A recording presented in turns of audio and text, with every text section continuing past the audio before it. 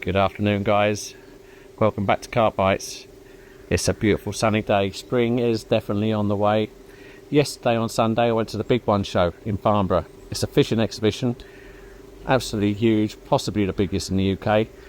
It's predominantly carp, however there is some coarse and a lot of predator stuff and a fair bit of sea fishing bits and pieces there too.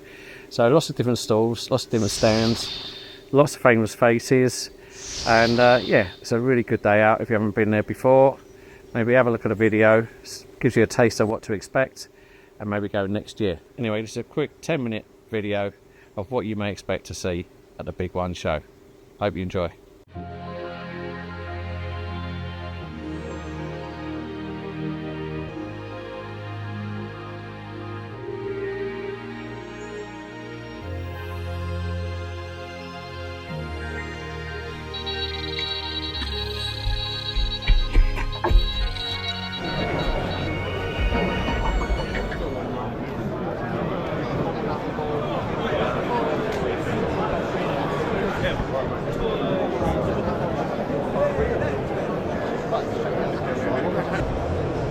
He's only got a sticker. Check it out. Subscribe.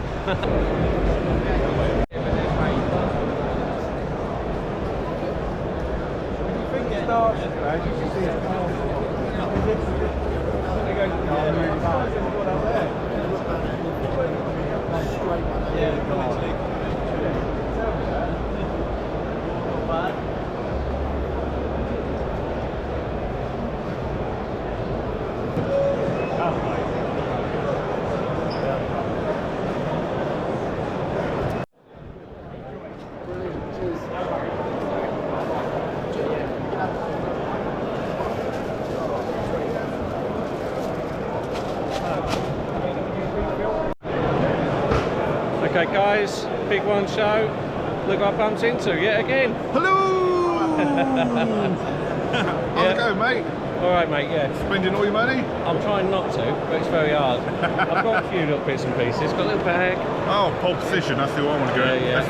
Have you got the washing line clips? Yeah. That's what I want to get. Yeah, got the washing line clip. And there's Darren. Hello! Oh, Fishing Nut 73 channel. I ain't got a camera though. Got yourself a YouTuber. But yeah, so yeah, carry on looking round. Yeah, I'll take you around, but you got your outfall. Sean the chef's over there. I've already themed Sean. Yeah. So yeah, so we carry on looking. We're going to carry on looking around and catch you later.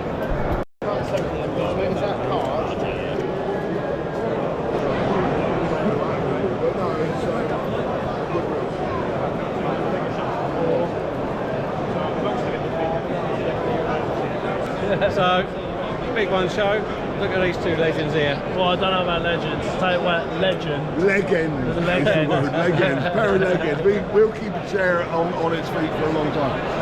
Yeah, you enjoying it? Loving it. Yeah, it's a good show. Day, yeah, busy, well organised, always good here. Yeah. Always brilliant. It's a lot busier today than it was yesterday. Really? So, yeah, No, yeah, people here, all the guys on the stalls, they were really busy. Yeah, mate. Yeah, no, there's it's more good. people here. Really good. No, good day. Cool. Good day for it. Thanks, guys. All right, mate. Right. No worries. Have fun. Good day. Well, they got in their hands. Good job, mate.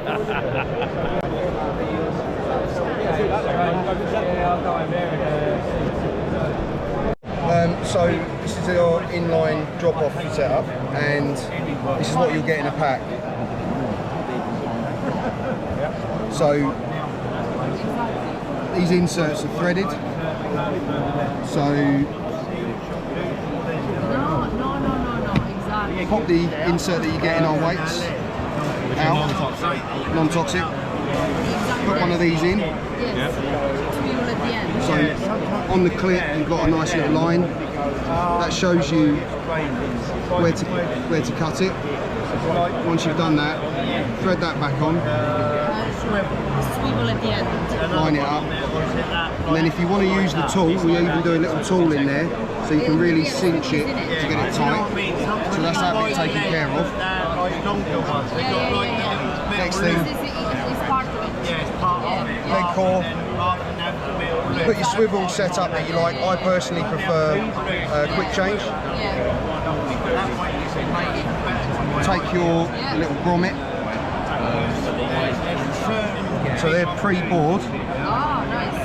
So there's a hole already in them. And all you've got to remember is that little shoulder needs to go towards the lead end, the weight end. Pop that in there. Slide that on. And that's what you're left with. Right. So then take your weight and your clip, that pops through there.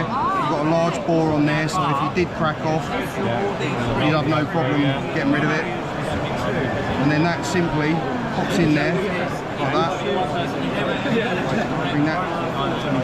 And then your swivel pops in the front. And there you are.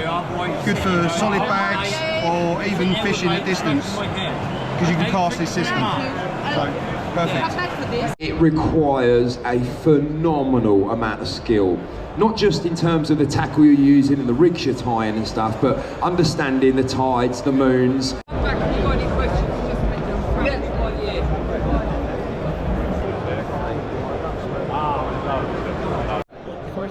So, Julian Cundiff, OG. Yeah. Then Is that OG old git? Or original git? I keep hearing OG. What does it mean? it's the original gangster, isn't it? Original gangster. Yeah, thank you. But anyway, so we're at the Big One show. You're on the Kevin Nash stand. Yeah, on the Nash tackle, Nash And stand. I Yes. see you've been talking to a few people, giving them your words of wisdom. We're just going to have a little chat about rigs, about headbutts and your multi-rig that I've seen. Yeah, so if you just run us through that.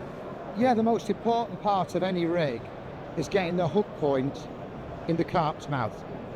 And if you watch all the underwater films, the carp haven't got hands to pick it up. They haven't got books to read about it.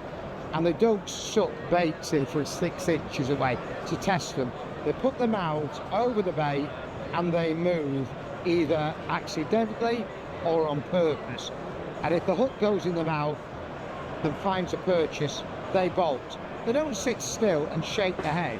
There's the initial panic and then they bolt off. So the reason I use a multi-rig with pop-up is that hook point is always exposed and it's more likely to catch in the carp's mouth. So that's why I use a pop-up. And you've got to remember that if you put that on a counter, it looks a bit obvious, but you're fishing for fish like this with mouths that big on unlevel ground. On unlevel ground that have a blind spot. And if they knew, if they were as clever as people thought they would, think how many carp get caught having yellow pop-ups. How many carp eat yellow bottom baits? No. Every time they eat something yellow, it tends to have a hook attached. Now, if they were clever, they'd say yellow is to be avoided, but they're not, or pink. Yeah. So, although I do think carp learn by association, I don't think they're as clever as they are, because we know that we can go and choose food from anywhere. Carp hasn't got that thrill. It's like, if I don't eat this, my mate's going to eat it. So I don't think they are as fussy as people think they are. Occasionally I do fish it on the bottom.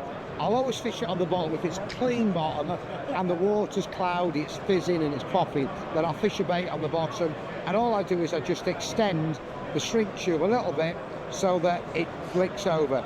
But if it ain't bust, don't fix it. No, fair enough.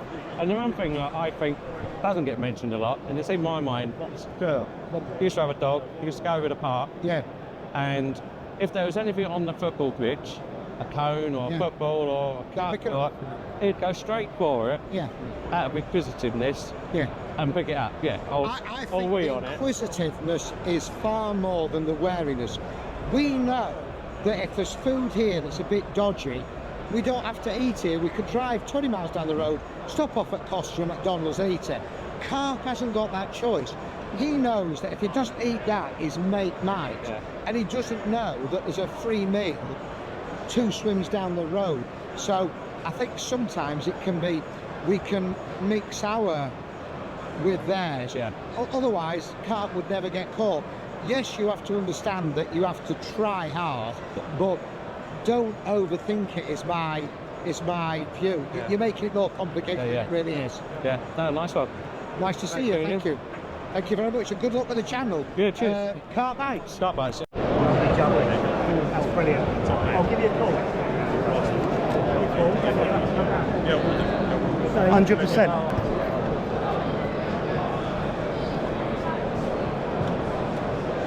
Okay guys, here I am with Danny. Everyone knows who he is. And I'm going to ask him a question and I'm going to flip the camera on. Yep. Danny, spring's just around the corner. Yes. You're bad in a day. Yes. What tips have you got for my viewers as the next 2 weeks? The next few weeks. The first one, guys and girls, is don't take loads of bait with you. Even though it might be warm when you're fishing and you can feel the sun on your face, the lakes are not warming up that quickly. So minimal bait. It's probably better to bring no bait than it is to bring a load of bait with you. So one single hook bait in the right place can catch you more than putting marker floats out and investing a load of bait in an area. So that's probably the biggest thing. The second one is keep mobile. So the fish at this time of the year are responding to the weather really heavily. So they may be on the wind, they may be off the back of the wind, but they will move around a lot depending on angling pressure and what the weather's doing. So don't pitch up in a swim and have the kitchen sink all going and bivvies and overwraps and everything else, because it can slow you down. I put a bivvy up at night when I decide I'm not going to move. And probably the third one is the type of baits you're using. The water is still cold. The fish's eyesight is diminished in cold water, so using brighter hook baits now is the time to do it. I don't use bright ones in the summer, I use dark mats or hatch because everyone's using bright ones and then the fish is switched on to food. But now, almost no bait and bright ones over the top is the way. Nice one. Thanks, Danny. You're very well. Okay guys, hope you enjoyed the video. It's only a quick one, like I say. It doesn't cover everything by any means. It would take hours of footage to cover every single thing that's available and to see on the day.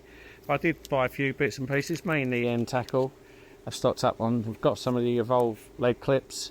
I've stocked up on my IB hooks, and I've even got a couple of bits from Pole Precision, the shot on the hook stuff. But yes, so I got some bargains. I also got the Fox tarp for a bit of shelter. Hopefully give me a bit more shade in the summer.